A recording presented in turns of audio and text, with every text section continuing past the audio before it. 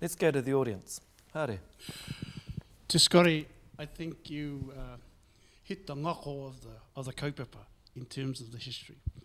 But my question is to you, John, aroho mai, because I want to have some assurance from you in terms of the commitment of that rōpū, ko koe te kauhoutu o te rōpūra. Is it, I hope it's not going to be a teko in there. My question to you is this: is it an intent of yours to change the attitude of council, or is it to provide the environment that may affect the change?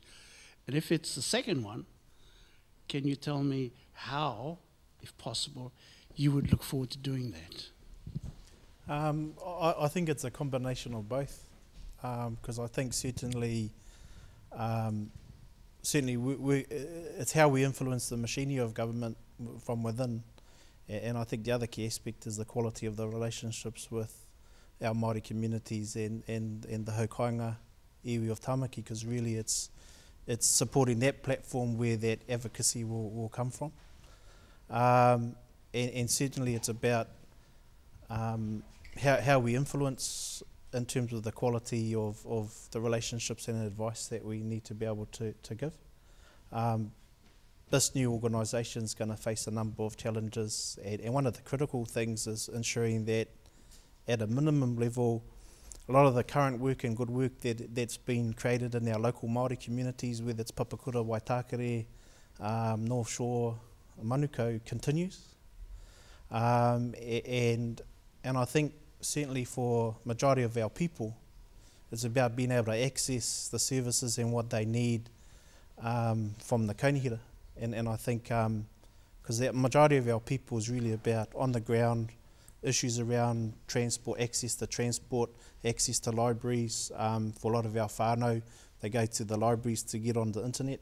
So it's ensuring that those basic things and fundamental things continue, as well as how do we build what we need to, especially contributing the capability of our Māori communities in iwi going forward. So, and certainly the whole political dynamic is key to around the decision making and at a local board level as well as the council. And we have one, another. Yeah, hi. Considering that there are 18 iwis that have an interest in Auckland, why was there not a Maori candidate for mayor? I just wondered why there wasn't actually a Maori candidate to vote for. Let's throw that open. I suppose you're talking about the lack of representation or the lack of Māori who actually put themselves forward to stand at the election. Does anybody have any ideas about that? I don't know about... yes. It's a very difficult question around Māori standing for election anywhere and everywhere. It's very, very rare.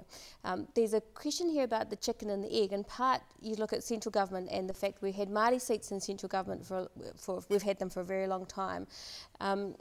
They were entrenched in lots of ways and had their problems, but in some respects helped to identify for Māori that position, those kinds of positions were possible, and to give some support, like community support, for the idea of standing for election.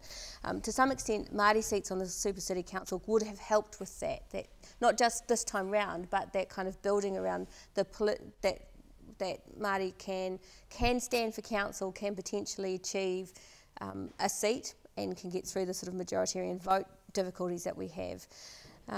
But I think the other thing around the mayoralty in particular is that this was an election where the left, if you like, although I know that there's sort of issues around left and right, that the left really strategized around how to get the best success.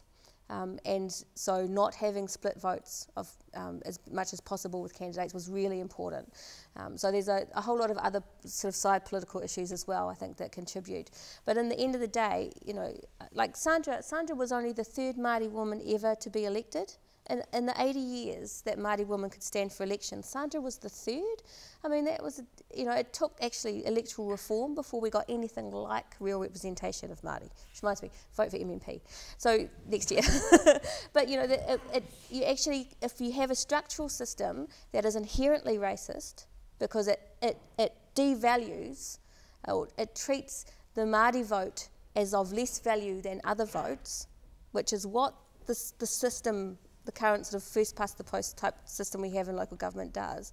We're always going to have real struggles in getting representation, let alone enabling Māori to feel like it is actually worthwhile trying to do, because there is some likely chance of success. It's the systems themselves, they are inherently biased against us. And so why would people just continually throw themselves against that brick wall? First past the post is a biased system. Yeah, absolutely. It favours the majority. Yes. And, I know Rodney Hyde came out with this one vote. Was it one person, one vote vote thing? And that's just a smoke screen. It's just another way of saying that democracy always favours the majority. And you're never going to win that way. So there has to be other structures put in place, like your Maori seats. So therefore, does that mean that Maori don't put themselves forward because they know they're not going to get voted in? I think it's part of the reason. I think there's a number of reasons.